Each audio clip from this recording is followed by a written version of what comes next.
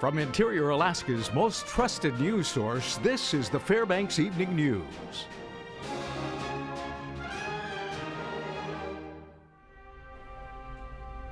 Motions ran high this afternoon in Fairbanks Superior Court during testimony. I'm Stephanie Woodard. And I'm Daryl Clark. The evidence hearing for Kevin Pease, Eugene Vint, Marvin Roberts, and George Freese is now wrapping up its second week. That's right. We've been covering the trial since its beginning and have more in this report.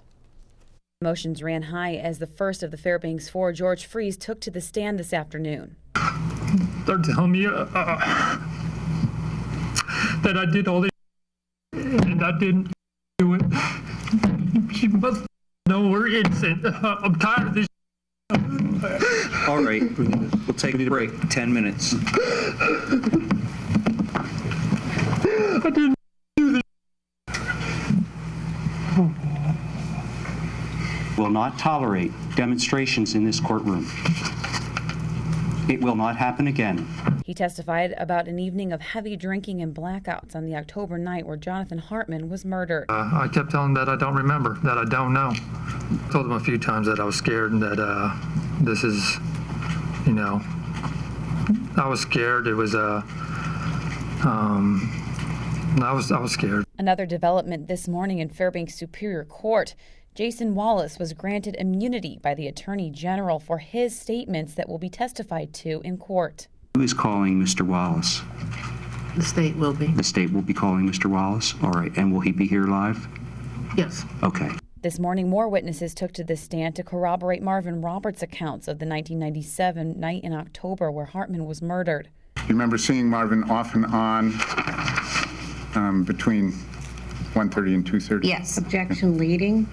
He was in the area near our table, dancing at the table.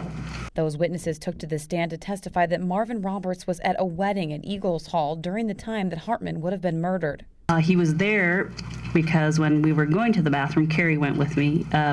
Tracy, I think we were all standing, and I told Tracy we were going to the restroom. She said, I'm going to go dance with Marvin. I couldn't dance with him when he came and asked me to dance, or he asked me to dance. So. The state again attempted to poke holes at each of the stories. Those on the stand remember seeing him at the Eagles Hall between 1 and 2 a.m. in a crowded wedding, dancing and sitting with friends. The truth is, you don't remember where you saw him at that time. My assumption is that since Tracy was going to dance with him, she said she was going to go dance with him.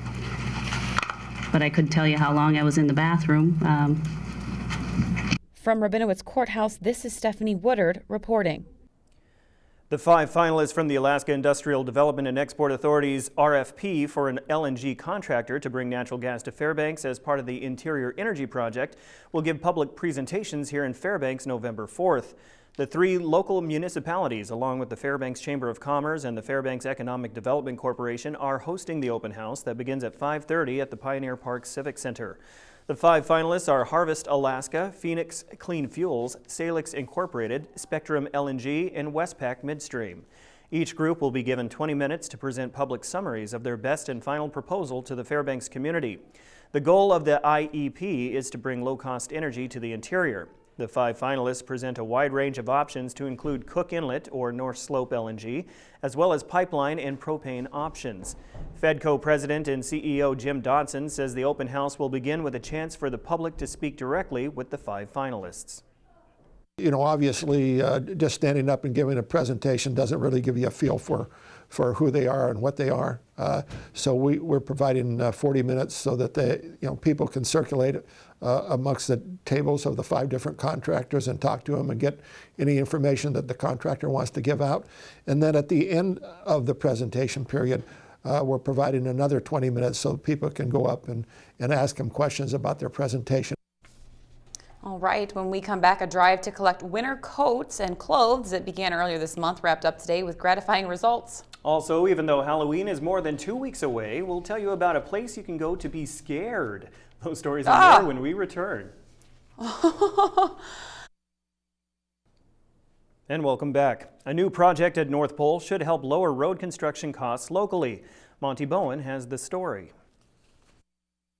PetroStar, which is a subsidiary of Arctic Slope Regional Corporation, is building the new asphalt production unit at the company's North Pole facility.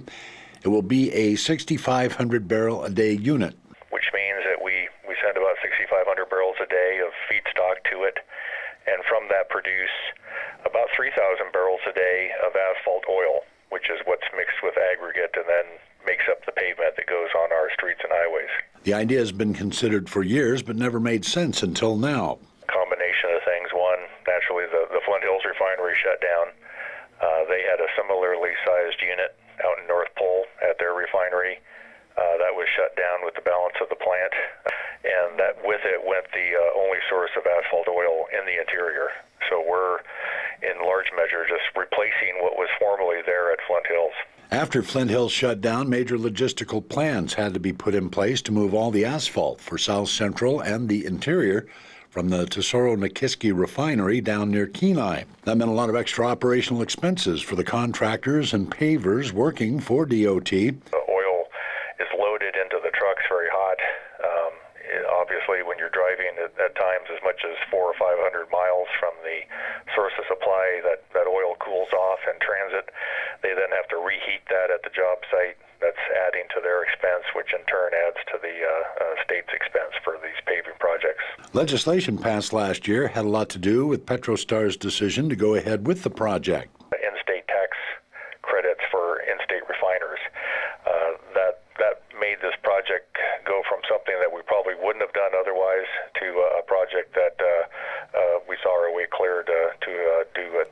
The Flint Hills and PetroStar refineries at North Pole were neighbors for a long time. We are very sorry to see Flint Hills make the decision to close that plant. But at the same time, we're working hard to make up for their absence. This is Monty Bowen reporting.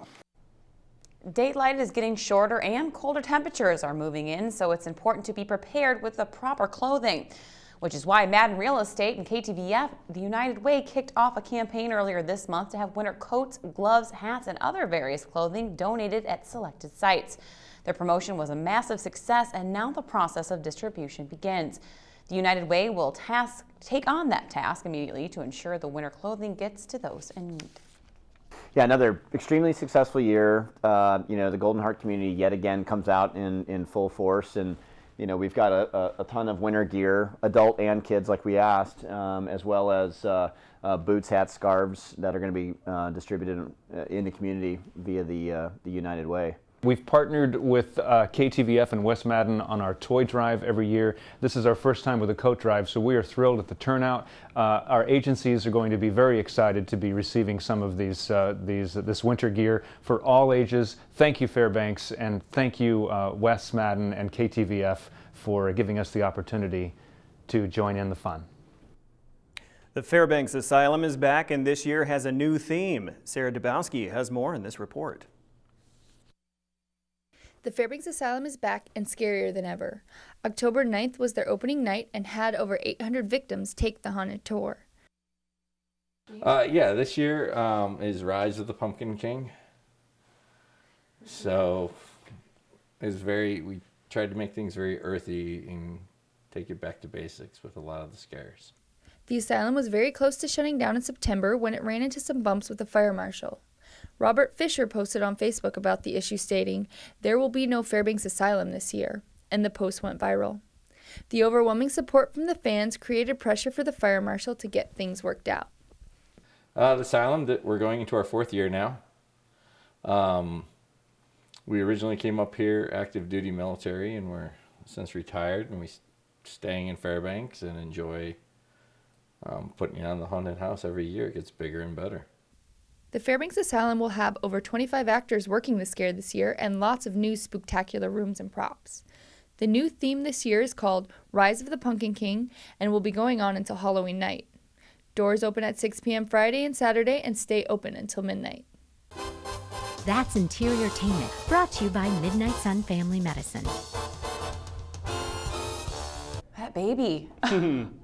Did you notice everything's pumpkin themed this year? Pumpkin spice. I don't do the pumpkin spice thing. I don't have. Do you No. drink pumpkin spice? No, I don't. Neither do I. I guess I'm not trendy when it comes to that. All right, here's the true pumpkin king. Joe Cook is up next with sports, and he gives us a little preview of this weekend's Bryce Alaska Gold Rush. Also, see where the UAF men's basketball team was picked in the GNAC preseason polls with pumpkin spice. All that and more after the break with Spice. Pumpkin spice.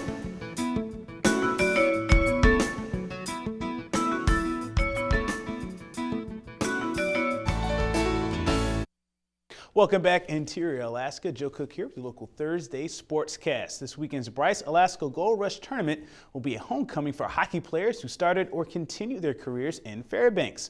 All the teams in this year's field have at least one skater who played for the Fairbanks Ice Dogs. The Naniks have 4, Justin Woods, Nick Hens, Alec Hadukovic, and Taylor Munson. UAA has defenseman Wyatt Egge. RPI brings in Lonnie Clary, Jesper Orval, and Victor Lilligren.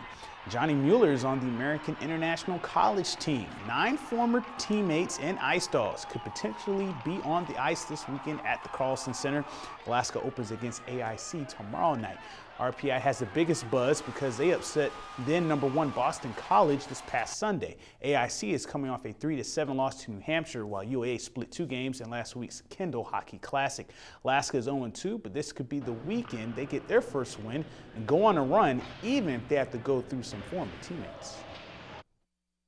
Yeah, it's going to be a fun weekend, you know.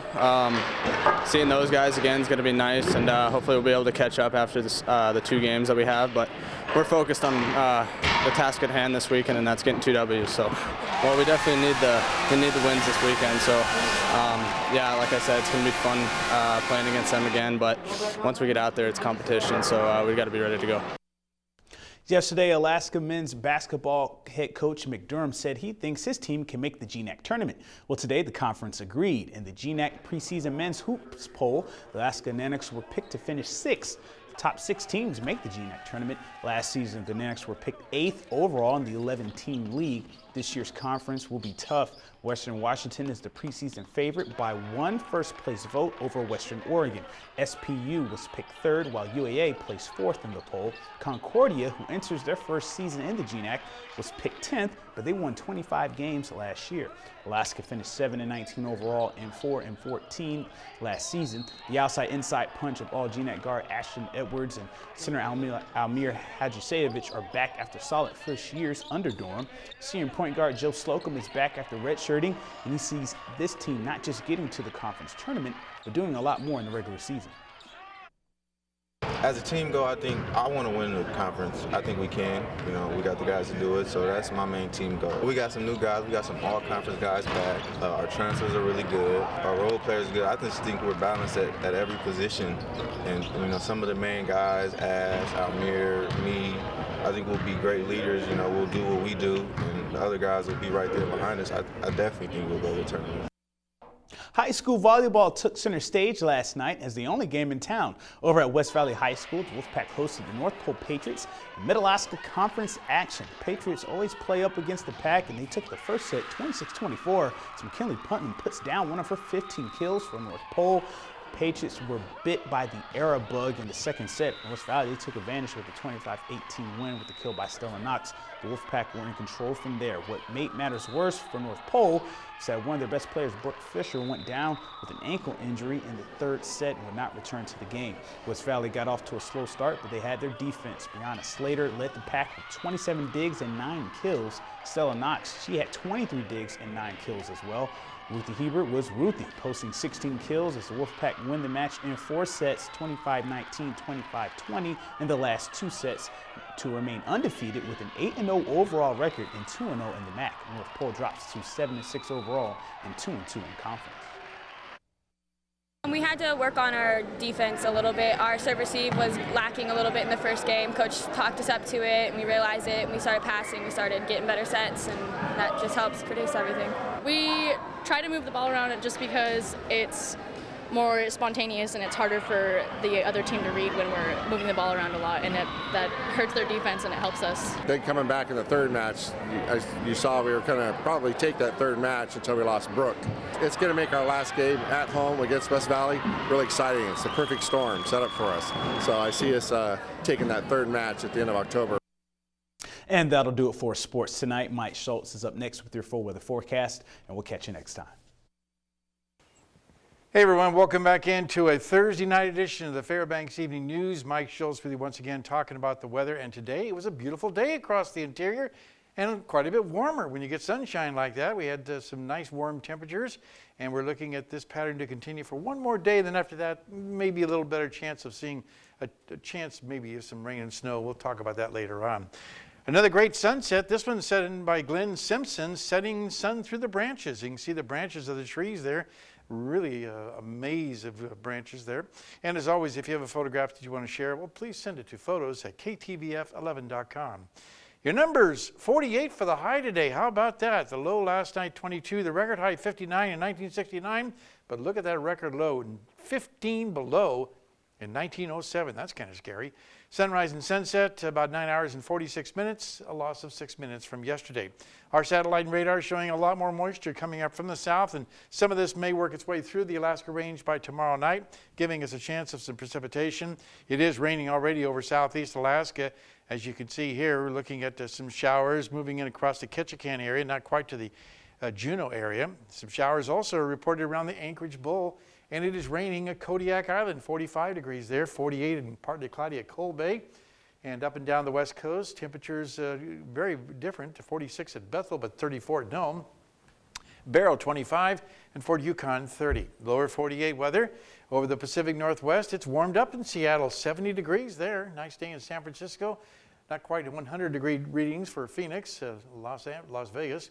There's a pretty warm day across the Dallas-Fort Worth area once again, but cooled down in Denver, only 66 degrees, Minneapolis 61. Over the East Coast, a little bit of cooler temperatures also. New York and Washington, D.C., thunderstorms off the coast of Georgia and the Florida area. And then across the rest of the country, looking at clear to partly cloudy skies. On the satellite radar, you can see a little better frontal boundary moving across the Great Lakes, bringing some more showers in there. There's the thunderstorms across the Florida Peninsula. And out to the west, we have quite a bit of activity going on with an upper level low pressure system here, bringing widespread showers and thunderstorms. And in fact, some of those are going to continue to bring the possibility of localized flooding and gusty winds across much of this area here, including the Las Vegas area and also Phoenix. And the jet stream, once again, calling for a big bubble in the atmosphere, helping to bring more warm air across the central plains.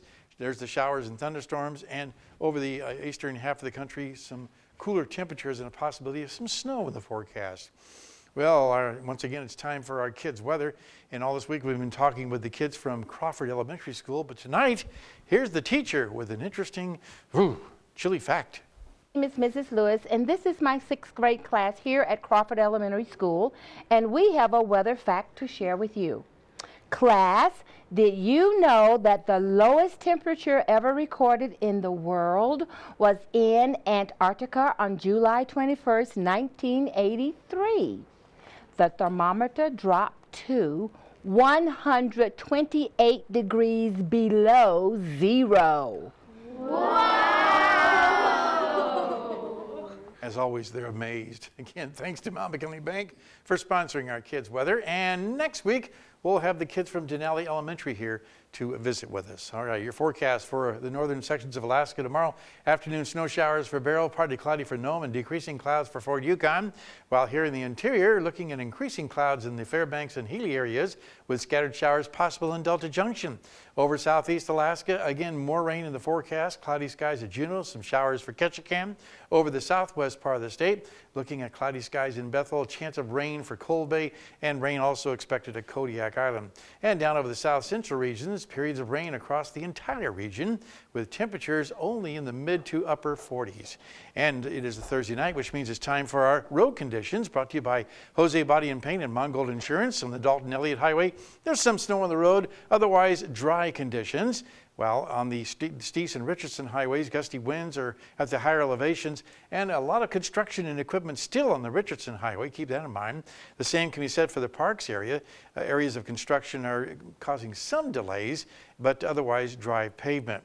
And our forecast for the remainder of the night for the Fairbanks area, clear skies, cold temperatures, and a pretty good chance for seeing some auroras. We're at a high level, number 5 of the category. That's pretty high. 20 degrees, the overnight low. Tomorrow's forecast, increasing clouds with showers possibly later on tomorrow night. And the 5-day outlook calling for maybe some rain and snow on Saturday. Otherwise, cloudy skies across the board there, with temperatures, again, very chilly. Daytime highs will once again be near 40 degrees, a little warmer on Sunday, then cooling off again by Tuesday and Wednesday. And overnight lows dropping down to around 20 degrees by Tuesday and Wednesday also. Very good. Thank you, Mike. That will wrap up this edition of the Fairbanks Evening News. We are glad you could join us. Well, tonight on NBC Nightly News, President Obama has decided to delay a withdrawal of U.S. troops from Afghanistan.